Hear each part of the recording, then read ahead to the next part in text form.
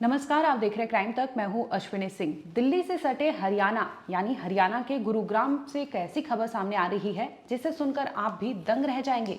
दरअसल वहां होता यूं है कि 19 जुलाई की सुबह पुलिस को सूचना मिलती है कि सेक्टर 15 के निर्माणाधीन इमारत के ग्राउंड फ्लोर पर एक लाश है और लाश की अवस्था जो होती है वो जली हुई होती है। सूचना मिलते ही फौरन पुलिस मौके वारदात पर पहुंचती है और लाश को अपने कब्जे में लेकर पोस्टमार्टम के लिए रवाना कर देती है। इसके बाद पुलिस तफ्तीश में जुट जाती है। शुरुआती जांच में पुलिस को कोई खबर नहीं मिलती, जिसके बाद पुलिस लोगों से पंचनामा करवाती है, पूछती है, लेकिन किसी को कोई इसकी खबर नहीं होती। जैसे तैसे पुलिस को पता चलता है कि जिसकी लाश मिली है वो कोई और नहीं बल्कि 32 साल का गोरेलाल था। गोरेलाल वहां आया जाया करता था। इसी दशा में किसी ने उसकी पहचान की थी और बताया कि ये गोरेलाल है जिसकी उम्र 32 साल है। इसके बाद पुलिस तफ्तीश करते करते गोरेलाल के रिश्तेदारों तक पहुंचती है। दरअसल पुलिस जब जांच करते करते पहुंचती है उसके रिश्तेदारों तक, तो वहां से पुलिस राजेश के पास पहुंचती है। गोरेलाल जो होता है वो पहले से शादीशुदा होता है और राजेश उसी का रिश्तेदार यानी साला था। राजेश की उम्र हालांकि 21 साल थी और गोरेलाल की उम्र 32 साल थी, लेकिन ये रहने वाले आसपास के ही थे और रिश्ते में ये जीजा साला लगते थे। पुलिस जब राजेश से पूछताछ करती है तो शुरुआती जांच में राजेश कुछ भी नहीं बताता, बस इतना बोलता है कि वो रिश्ते में उसका जीजा था। लेकिन जब पुलिस सख्ती से पूछताछ करती है तो राजेश टूट जाता है। आपको बता दें कि लाश 19 जुलाई को मिली थी, लेकिन ठीक इसके 2 से 3 दिन बाद यानी 21 जुलाई को राजेश को गिरफ्तार कर लिया जाता है। जब उससे पूछताछ पुलिस करती है तो वो ऐसे खुलासा करता है जिसे सुनकर आप भी दंग रह जाएंगे।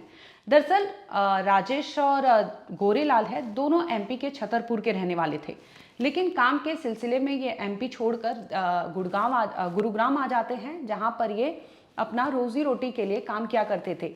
पेशे से गोरेलाल जो थे वो राजमिस्त्री का काम किया करते थे, वहीं दूसरी ओर जो उनका साला था वो चौकीदारी का काम किया करता था।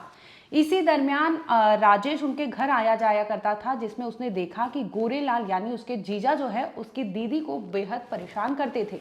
इतना ही नहीं, उसकी दीदी को जब भी दवाई या कुछ भी ज़रूरत होती थी वो उसकी भी इलाज के लिए भी पैसे नहीं देते थे, जिसकी वजह से उसकी दीदी काफ़ी परेशान रहा करती थी। ये सारी चीज़ें राजेश बाकायदा देखता था और अंदर ही अंदर वो अपने जीजा के खिलाफ गुस्से से भरा हुआ था। इसके बाद वो क्या करता है, 18 जुलाई को अपने जीजा गोरेलाल को बोलता है कि चलो हम कहीं घूमने जाते हैं। इसके बाद वो उस इलाके में जाता है जहां पर निर्माणाधीन इमारत होती है यानी सेक्टर 15। वहीं पे वो चौकीदारी का काम किया करता था और लेके जाता है अपने जीजा गोरेलाल को और दोनों वहां पर शराब की पार्टी करते हैं। पार्टी करने के बाद जब उसका जीजा गोरेलाल नशे में हो जाता है तो वो इसका बखूबी फायदा उठाता है। नशे की हालत में होने की वजह से गोरेलाल जो है वहां पर बैठे रहते हैं। इसी का फायदा उठाते हुए जो राजेश होता है यानी उनका साला, उनका गला घोट कर हत्या कर देता है। हालांकि गोरेलाल अपने को बचाने की भरसक कोशिश करते हैं, लेकिन वो खुद को बचा नहीं सकते, जिसमें उनकी मौत हो जाती है।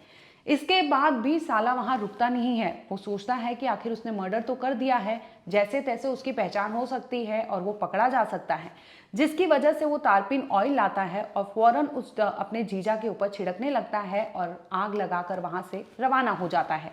जिसके बाद अगले ही दिन यानी 19 जुलाई को पुलिस को खबर मिलती है कि वहां निर्माणाधीन इमारत के ग्राउंड फ्लोर पर एक लाश पड़ी हुई है और वो जली हुई है।